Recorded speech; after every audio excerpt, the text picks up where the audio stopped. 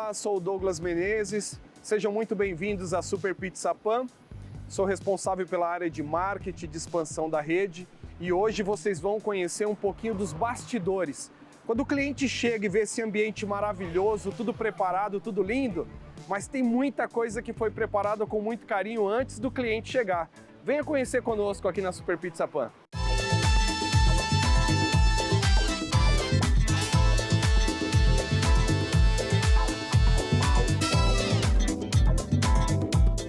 Na chegada, claro, né, quando a gente vem em uma das nossas unidades, a primeira coisa é ver se está tudo ok com a fachada, como é que está a calçada. E quando a gente montou a estrutura da operação, você tem que pensar em tudo, né? Primeiro você tem que estar 100% dentro das leis exigentes no teu município, na tua cidade. Acesso aos funcionários, quando você monta uma estrutura, é sempre bom você ter não só acesso de acessibilidade, mas um local exclusivo para os seus funcionários entrarem. E o cuidado que a gente tem com os funcionários é o mesmo cuidado que você tem que ter com o cliente. Porque o funcionário contente, feliz, satisfeito, ele vai, de alguma forma, levar isso para os clientes também. Vamos conhecer o interior da loja. Quando a gente chega na estrutura, a gente tem que olhar tudo, né? Não pode passar nada. Então, o teste de ar-condicionado, por exemplo, num dia de calor, se ele não estiver em perfeito funcionamento, você tem um desafio. Então, faz parte, claro, testar o ar, testar todas as iluminações para ver se estão todas em perfeita ordem. O sistema, quando a gente vem para a loja, uma das primeiras coisas que a gente tem que ver, porque como o volume de pedidos é muito grande, a gente tem que checar se tudo está em perfeito funcionamento. Geladeiras, estrutura para as mesas, enfim, os produtos, tudo é checado minuciosamente. Tem um checklist para cada um dos itens para a gente poder evoluir.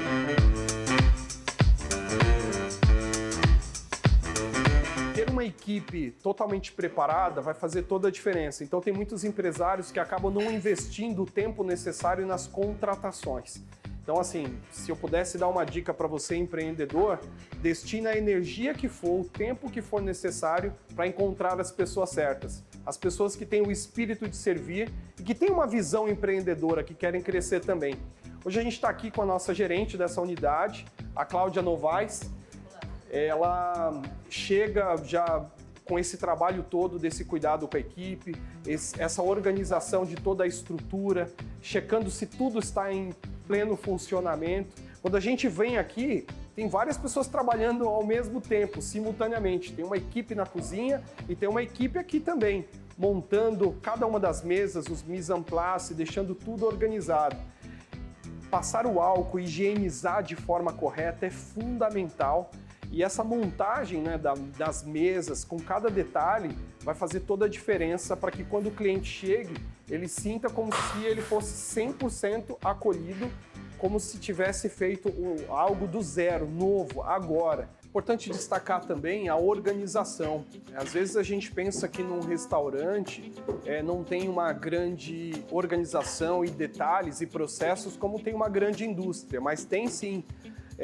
Os detalhes do número da mesa, por exemplo, que vai ser lançado cada item que depois vai para o nosso sistema, facilita muito no momento da cobrança e também para a organização. Imagina, o cliente, na hora que for fechar a conta dele, ele precisa ter a clareza que exatamente o que ele comprou, o que ele consumiu, está sendo cobrado. Porque uma vez que você cobre de forma equivocada, você vai poder perder a credibilidade com esse cliente. E então a transparência em todo o processo é fundamental para que você tenha um cliente a longo prazo fiel à sua marca e à sua rede de restaurantes ou o negócio que você for montar. De todos os itens que a gente precisa cuidar, é claro, a TV também, a comunicação dentro da loja faz toda a diferença. Então a gente tem, claro, né, uma comunicação falando de entretenimento para distrair as pessoas quando estão de alguma forma dentro do ambiente. E a gente também tem o menu board, onde ele traz propagandas, publicidades sobre os nossos produtos.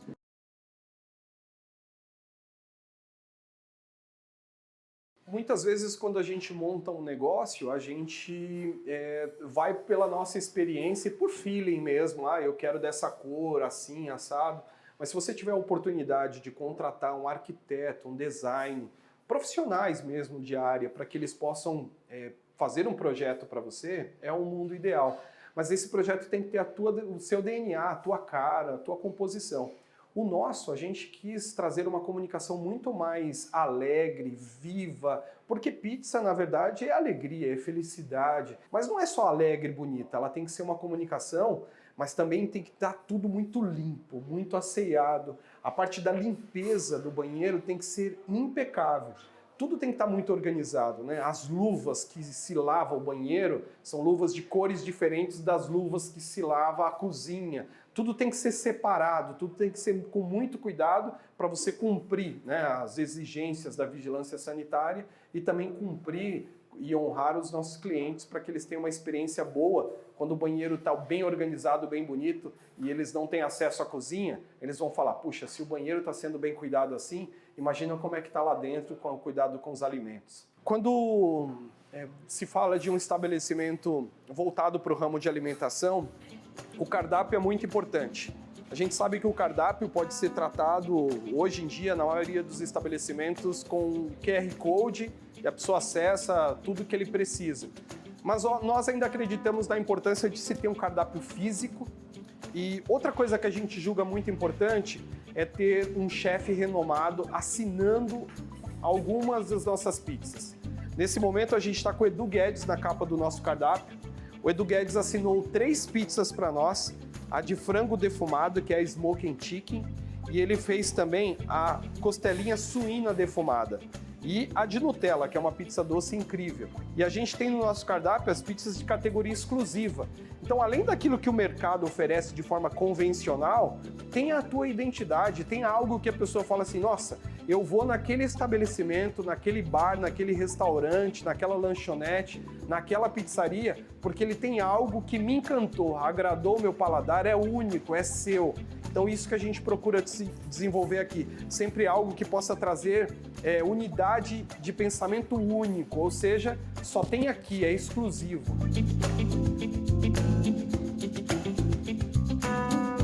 Uma das coisas importantes dentro de uma operação de uma loja é o sistema ao qual você opera.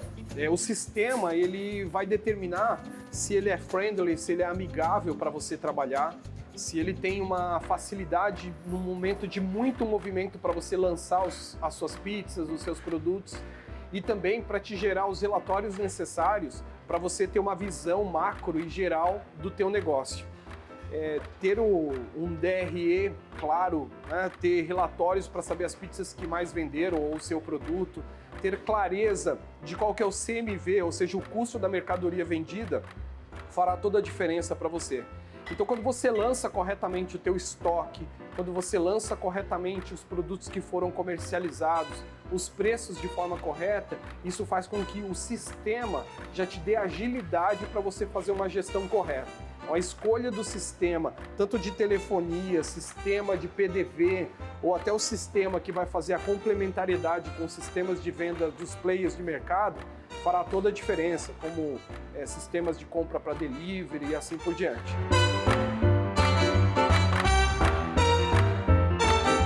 Depois de checar toda essa parte de sistema, em paralelo, esse trabalho que foi feito aqui no salão já está praticamente pronto. Já desde cedo já tinha uma equipe cuidando da cozinha, preparando as massas, cuidando de todos os detalhes dos ingredientes, cortando lá o tomate, cortando o manjericão, cortando todos os itens que precisam ser preparados para deixar tudo pronto, para que na hora do movimento em alta escala, tudo já esteja organizado para que tudo seja o mais rápido possível. Então, venham conhecer um pouquinho da nossa operação para vocês terem uma ideia de como funciona.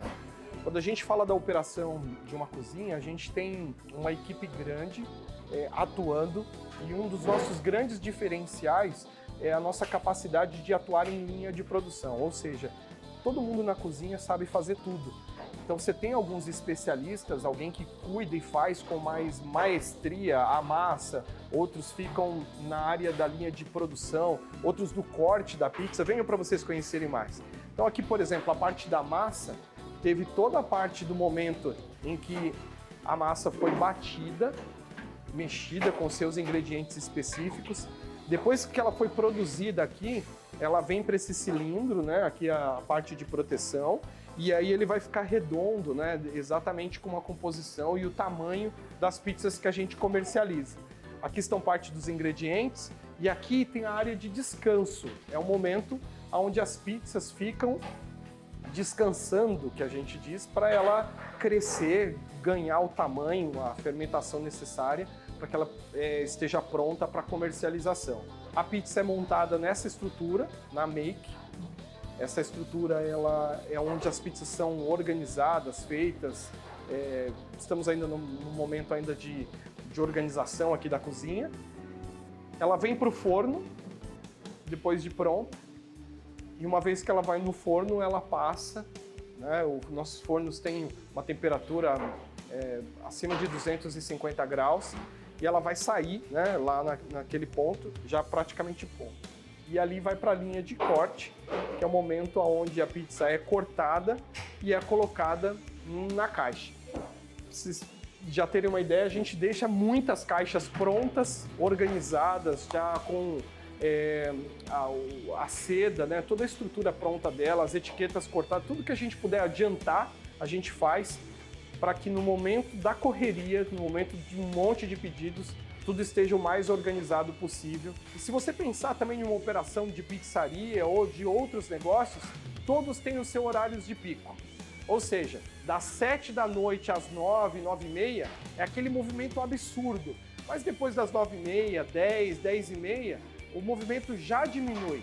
E é nesse momento que você precisa etiquetar tudo, ou seja, colocar as validades de cada um dos produtos, embalar, preparar coisas para o dia seguinte. Então essa organização ela começa a ser feita quando o movimento começa a cair naturalmente e ali já deixando preparado para o dia seguinte.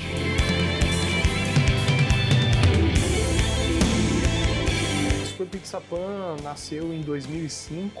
Um casal acabou tendo a necessidade, o desejo, né, de montar uma pizza diferente. Começou na garagem de casa, com seus desafios. E essa loja a qual nós estamos agora foi a primeira loja da Super Pizza Pan na unidade aqui de Guarulhos, no Maia. E depois disso, a loja prosperou, cresceu, criou nome aqui na cidade.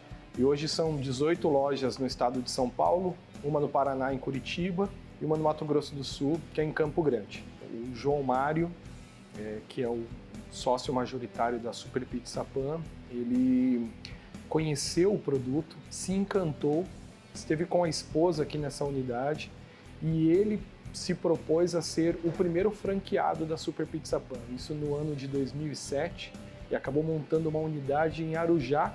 Hoje é uma das lojas referências também na rede da Super Pizza Pan. Nós temos uma estrutura profissionalizada na área da franqueadora, que envolve alguns profissionais. Essa operação ela tem a cadeira específica em áreas ao qual cada um dos sócios tem maior domínio e mesmo com ideias ou pensamentos muitas vezes diferentes, isso faz com que a gente cresça exatamente por essa especialidade ou pelo talento que cada um tem nas suas áreas. Nossa visão, quando se fala de longo prazo, é se tornar a pizza mais desejada dos brasileiros. Como é que eu me torno uma pizza mais desejada dos brasileiros se eu não atendo os itens básicos de uma operação? Então a gente vai crescer e isso se torna inevitável, é uma consequência do bom trabalho que a gente vem fazendo. Mas a gente quer fazer isso de forma sustentada para manter e crescer com as estruturas e as colunas dessa base bastante forte.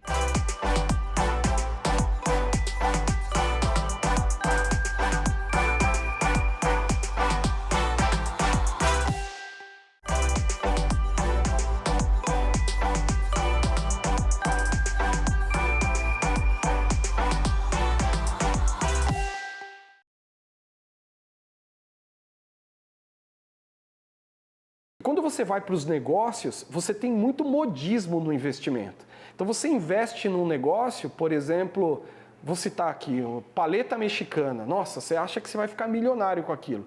Mas você vê que de repente hoje já não tem mais tantas ou muitas saíram de mercado.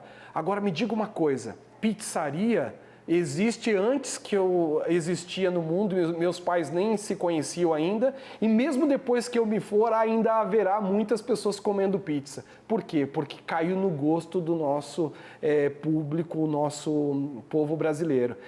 A quantidade de pizzas que são vendidas em São Paulo e no Brasil é algo astronômico, né? Então, o fato é que nós somos investidores que entendemos que o ramo de alimentação as pessoas sempre irão consumir, não tem jeito, e no ramo de pizza nunca deixarão de comer pizza. Então o fato de nós termos pizza de costela, pizza totalmente diferenciada como choripan, com linguiça toscana, pizzas que são diferentes do convencional, até pizza de picanha a gente tem no nosso cardápio. Isso faz com que a gente se descole da nossa concorrência. Um outro fator importante também é que quando a gente olha a nossa concorrência com Massapã, são grandes players de mercado, são gigantescos no mundo.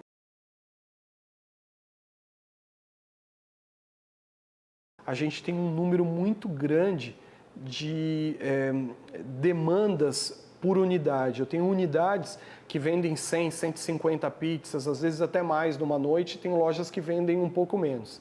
E depende muito da sazonalidade também. Agora, o fato é que a gente também tem rodízio em algumas de nossas lojas, e aí o volume de pizzas e de entrega, ela oscila muito de acordo com o momento. Se a gente faz uma promoção, por exemplo, nossa, aí o volume de pizzas naquela noite ultrapassa, às vezes até duplica a quantidade que são comercializadas. O cardápio, primeiro, a inteligência por trás dele está muito voltada com o que o mercado consome, né? A gente não faz nada simplesmente porque a gente acha que é legal, mas a gente faz uma pesquisa e entende o que os consumidores estão pedindo ou consumindo. Então a gente tem as pizzas tradicionais, aquelas que a pessoa que tem o desejo de comer uma pizza tradicional, ela vai encontrar em qualquer pizzaria. Mussarela, calabresa, portuguesa, napolitana, marguerita, mexicana, essas pizzas são básicas e essas compõem a base estrutural do nosso cardápio. E os fornecedores, a gente tem uma cadeia bem grande, porque nós temos fornecedores muito diversificados de insumos, mas eu posso abrir alguns que são parceiros estratégicos nossos. Por exemplo, a Sadia é um parceiro estratégico, então ela fornece algumas das nossas proteínas e alguns dos nossos ingredientes. E um outro parceiro estratégico também, que está sempre conosco nas nossas campanhas, nas nossas ações, é a Catupiry. Mas a gente tem muitos outros fornecedores de farinha, fornecedores de bebida e assim por diante.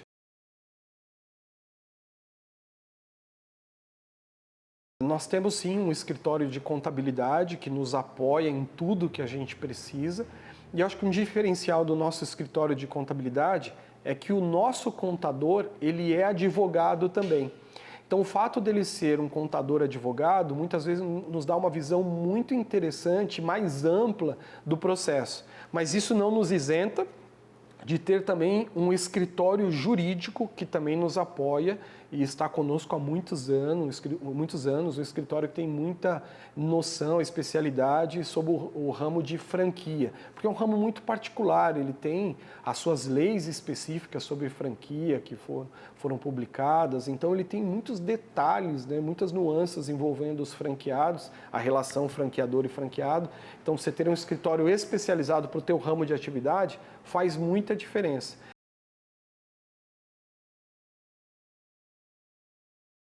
O fechamento dessas lojas durante a semana, vamos dizer de segunda a quinta-feira, normalmente é às 22h30. E sexta e sábado, que são dias de maior movimento, que as pessoas acabam fazendo um consumo de pizzas até um horário mais elevado, as lojas ficam abertas até às 23h30. E as segundas-feiras não são todas as lojas que abrem. Algumas abrem, outras não. A Massapã, o nome, né? Super Pizza Pan, então a Massapã é a especialidade nossa. Vou dizer para você que cerca de 95% das pizzas que nós vendemos são na Massapã. É uma massa deliciosa, a gente trabalha com 1/3 de óleo dos nossos concorrentes, então é uma pizza muito mais saudável e ela é efetivamente crocante por fora e macia por dentro. Mas nós temos também a massa fina, que é a mesma composição da forma de produzi-la, o processo é o mesmo, só que ela tem uma gramatura menor do que a massa pan.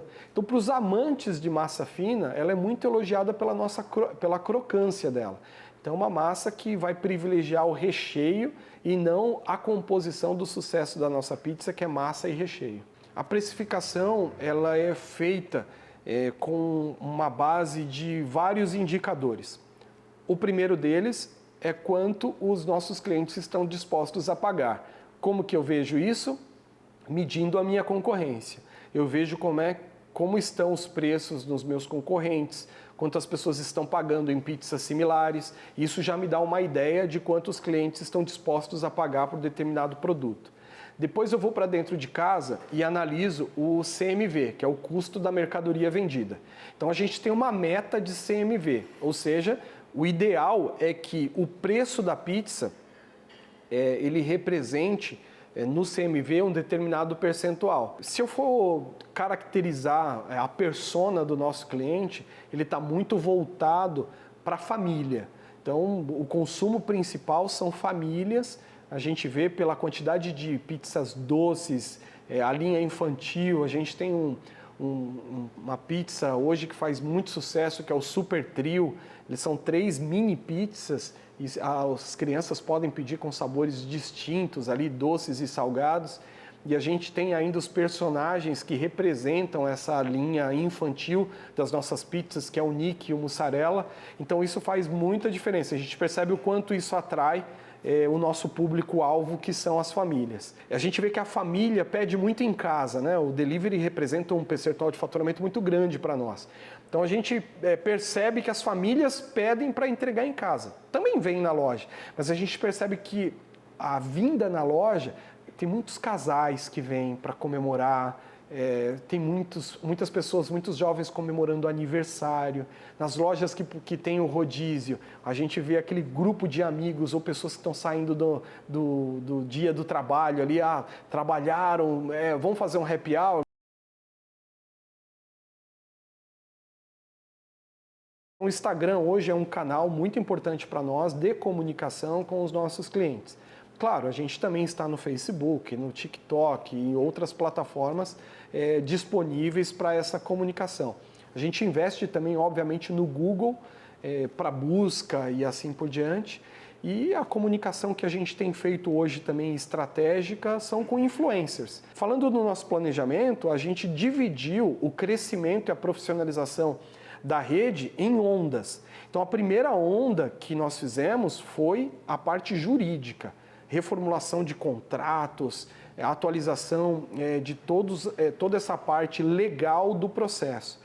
Depois disso, né, a gente foi para a parte operacional, reescrevendo os nossos processos, scripts, a forma de manuseio, a forma de composição, inclusive para poder fazer esse acompanhamento, se o padrão que nós estipulamos para a franquia está sendo realmente aplicado pelos nossos franqueados. Então tudo isso foi uma onda. Depois a gente veio com o marketing, foi uma onda importante também para que a gente pudesse estruturar cardápio, comunicação em todos os aspectos para a gente poder ter uma comunicação fluida e que falasse diretamente com o nosso público. A outra onda foi uma onda importante de layout das lojas. Em algum momento nós entendemos que precisava ter uma comunicação mais alegre, mais viva, que fosse congruente com nossa missão, visão e propósito. E hoje, você vai nas nossas lojas, algumas estão em reforma nesse exato momento, mas pouquíssimas estão ainda num processo de transformação. E o nosso próximo estágio, em termos de onda, a gente está muito forte agora na parte fiscal, impostos, como é que a gente se estrutura para poder pagar o que a lei exige, mas tudo da menor forma possível, porque custo é muito importante para serem cortados e a gente ter uma rentabilidade maior. E depois desse processo que aí já fecha todo o ciclo profissional da organização, aí a gente vai para uma onda muito forte e importante, que é a de expansão.